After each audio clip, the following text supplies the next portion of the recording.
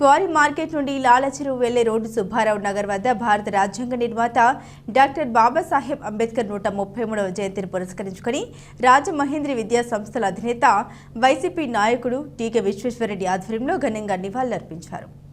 ఈ కార్యక్రమానికి రాష్ట్ర మంత్రి చెల్లుబోయిన వేణుగోపాలకృష్ణ ముఖ్య అతిథిగా వీచేసి అంబేద్కర్కు పూలమాలలు వేసి ఘనంగా నివాళులర్పించిన అనంతరం పేద మహిళలకు చీరలు పంపిణీ చేశారు। విశ్వేశ్వరరెడ్డి మాట్లాడుతూ ప్రపంచంలోనే భారతదేశ రాజ్యాంగం అతిపెద్దదని దానిని రాసేటప్పుడు అంబేద్కర్ భారతదేశంలో నివసిస్తున్న అనేక జాతుల మతాల ప్రాంతాల ప్రజల స్థితిగతులు తెలుసుకొని వారికి తగ్గట్టుగా సముచితమైన స్థానాన్ని రాజ్యాంగంలో ఎలా కల్పించాలనే ఉద్దేశంతో ఆలోచించి ఎంతో కష్టపడి ఈ రాజ్యాంగాన్ని రాశారన్నారు।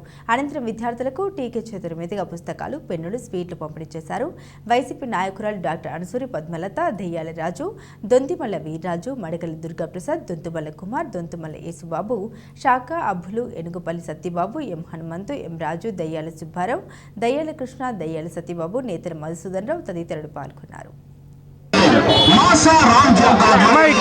డాక్టర్ బిఆర్ అంబేద్కర్ గారి జయంతి సందర్భంగా 49వ వార్డు సుబ్బారావు నగర్ నందు ఏప్రిల్ 14వ తేదీ 2024 ఆదివారం ఉదయం 10 గంటలకు వివిధ విభాగాల అధ్యక్షులు బాబాసాహెబ్ బిఆర్ అంబేద్కర్ గారి యొక్క 133వ జన్మదినోత్సవం సందర్భంగా ఈ క్వారీ ఏరియా సుబ్బారావు నగర్ ప్రాంతంలో అంబేద్కర్ గారి యొక్క విగ్రహం దగ్గర ఇక్కడ భారీ ఎత్తున జన్మదినోత్సవ కార్యక్రమాలు ఏర్పాటు చేయడం జరిగింది।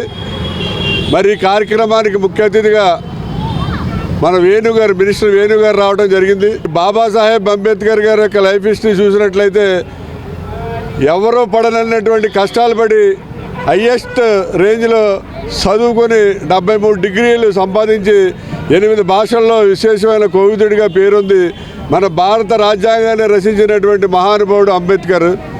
మరి మనం కుటుంబంలో 2 పిల్లలు ఉంటే 2ని సాటిస్ఫై చేయలేకపోతున్నాం మనం, కానీ భారతదేశంలో అనేక కులాలు అనేక మతాలు వీళ్ళందరికీ కూడా సాటిస్ఫై అయ్యేలాగా భారత రాజ్యాంగాన్ని రచించి ఇంకా 75 ఏళ్ళు పూర్తయినా కూడా ఇంకా రాజ్యాంగాన్ని అందరూ కూడా ఇంత బాగా గౌరవిస్తున్నారంటే అతను ఒక గ్రేట్ పర్సనాలిటీగా చెప్పుకోవచ్చు। నిజంగా మనకి భగవద్గీతని కృష్ణుడు, అలాగే క్రైస్తవ మతం మన బైబిల్ని, మరి క్రైస్తవ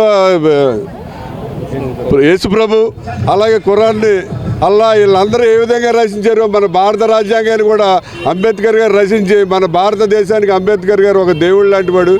మరి ఆయన ఒక జన్మదినం జరుపుకుని ఆయన ఆశయాల ప్రకారం అందరూ నడుచుకోవాలని చెప్పి అందరినీ కోరుతున్నాం। ఇవాళ ఇక్కడ పేద మహిళలకి చీరలు పంచిపెట్టడం, అలాగే పిల్లలకి బుక్స్ పెన్నులు పంచిపెట్టడం, అలాగే వచ్చిన వారందరికీ కూడా స్వీట్స్ పంచిపెట్టే కార్యక్రమం ఉండి అందరికీ కూడా ఎంతో ఘనంగా ఇక్కడ ఈ కార్యక్రమాలు చేయడం జరిగింది।